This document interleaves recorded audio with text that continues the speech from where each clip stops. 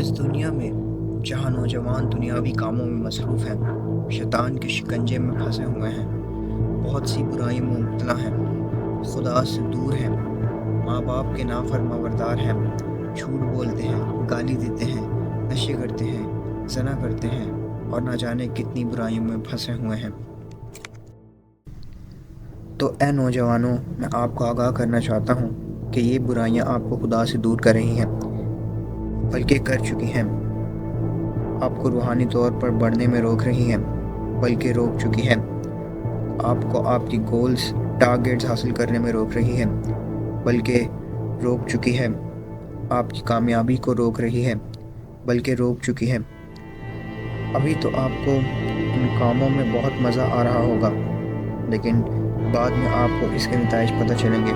आप पछताएंगे कि काश मैं ऐसा ना करता तो मैं रूहानी तौर पर तरक्की कर पाता, कि काश मैं ऐसा ना करता तो मैं टारगेट्स, गोल्स हासिल कर पाता, एक कामयाब शख्स की तरह ज़िंदगी बसर कर पाता। ऐ जवानों, खुदा चाहता है कि आप इस बदी की ज़िंदगी से बाहर आएं और खुदा की तरफ फिरें, खुदा की राहों पर चलें ताकि आपको पछताना ना पड़े। तो ऐ नौजवानों, मैं आपको कुछ पॉइंट्स बताना चाहता हूँ जो खुदा के कलाम में से मैंने सीखी हैं। अगर आप इसको फॉलो करेंगे तो आप एक सक्सेसफुल, प्रॉस्पर, वेल्दी और हेल्दी लाइफ बसर कर पाएंगे।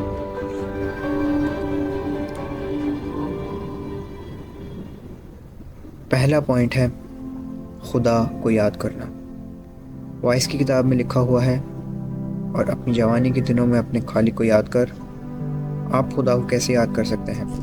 जब आप खुदा से दुआ करेंगे, जब आप उसकी हम्द के गीत गाएंगे, जब आप अपनी रविशों को दुरुस्त करेंगे। आप अपनी रविशों को कैसे दुरुस्त कर सकते हैं? ज़बूर 119 और उसकी 9वीं आयत में लिखा है, जवान अपनी रविश किस तरह पाक रखे, तेरे कलाम के मुताबिक उस पर निगाह रखने से। आप खुदा के कलाम पर किस तरह निगाह रख सकते हैं? जब आप खुदा के कलाम को पढ़ेंगे, सुनेंगे, समझेंगे और उस पर अमल करेंगे। यकीन करें, जब आप खुदा के कलाम को पढ़ना शुरू करेंगे, आपका जहन खुलेगा, आप में समझ आएगी, आप खुदा के नज़दीक आ जाएंगे, आपका खुदा से रिश्ता मजबूत हो जाएगा, आपका फोकस दुरुस्त हो जाएगा और आप एक पॉजिटिव डिफरेंस महसूस करेंगे। दूसरा पॉइंट है माँ बाप की फरमाबरदारी।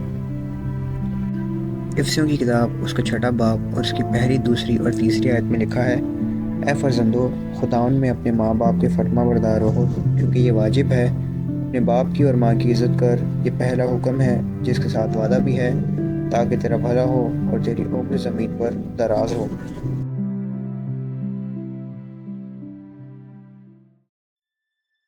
वो औलाद जो अपने माँ बाप की नाफरमाबरदारी करती है, उनकी इज़्ज़त नहीं करती, उनके साथ अच्छे से पेश नहीं आती, वो औलाद अपनी जवानी में अपनी जान खो बैठते हैं।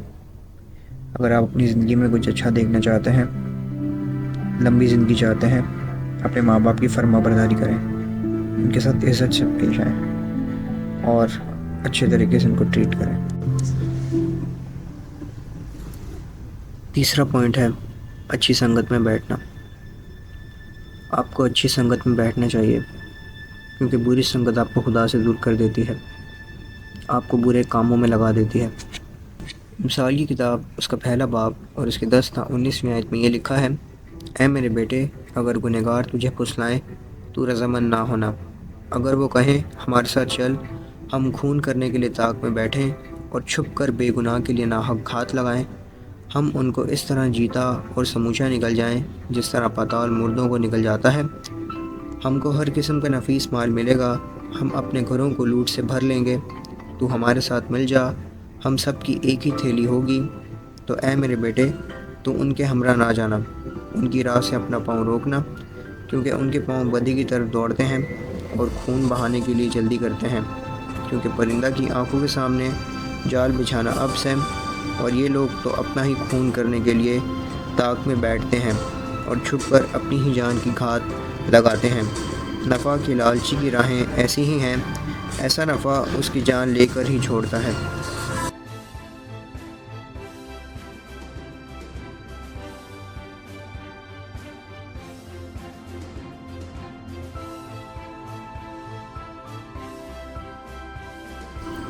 اس حوالہ سے پتہ لگتا ہے کہ آپ اگر بری سنگت میں ہوں گے تو اپنی جان کا نقصان کر بیٹھیں گے۔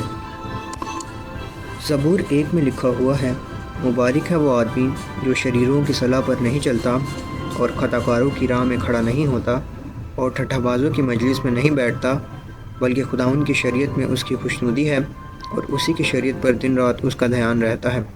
وہ اس درخت کی مانند ہوگا جو پانی کی ندیوں کے پاس لگایا گیا ہے، جو اپنے وقت پر پھلتا ہے اور جس کا پتا بھی نہیں مرجھاتا۔ سو جو کچھ وہ کرے بار بار ہوگا۔ شریر ایسے نہیں بلکہ وہ بھوسے کی مانند ہیں جسے ہوا اڑا لے جاتی ہے۔ اس لیے شریر عدالت میں قائم نہ رہیں گے، نہ خطا کار صادقوں کی جماعت میں، کیونکہ خداوند صادقوں کی راہ جانتا ہے اور شریروں کی راہ نابود ہو جائے گی۔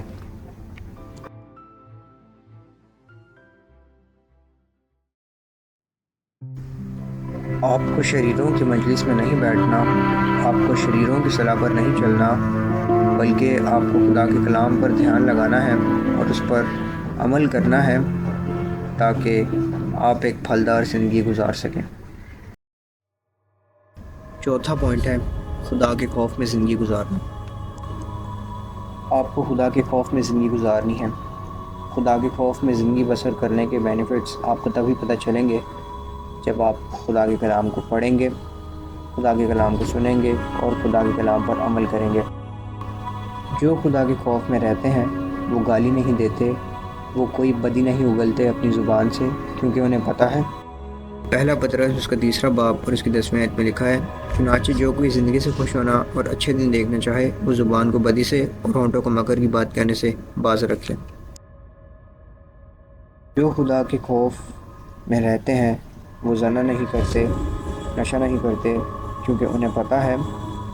مثال کی کتاب اس کا 3 باب اور اس کی 7ویں اور 8ویں آیت میں لکھا ہے، تو اپنی ہی نگاہ میں دانشمند نہ بن، خداوند سے ڈر اور بدی سے کنارہ کر، یہ تیری ناف کی صحت اور تیری ہڈیوں کی تازگی ہوگی۔ جو خدا کے خوف میں رہتے ہیں وہ حکمت علم حاصل کرتے ہیں، وہ بدی سے عداوت رکھتے ہیں، کیونکہ خدا کے کلام میں لکھا ہے، خدا کا خوف علم کا شروع ہے، حکمت کا شروع ہے اور بدی سے عداوت ہے۔ 5واں پوائنٹ ہے تائید دینا۔ مثال کی کتاب اس کا 3 باب اور اس کی 9ویں اور 10ویں آیت میں یہ لکھا ہے، اپنے مال سے اور اپنی ساری پیداوار کے پہلے پھلوں سے خداوند کی تعظیم کر، یوں تیرے کھتے خوب بھرے رہیں گے اور تیرے حوض نئی مے سے لبریز ہوں گے۔ جب آپ خدا کے دیے ہوئے میں سے اسے کچھ لوٹاتے ہیں تو خدا آپ کے پیٹ، روٹی اور پانی پر برکت ڈالتا ہے۔ تو یہ وہ 5 پوائنٹس ہیں۔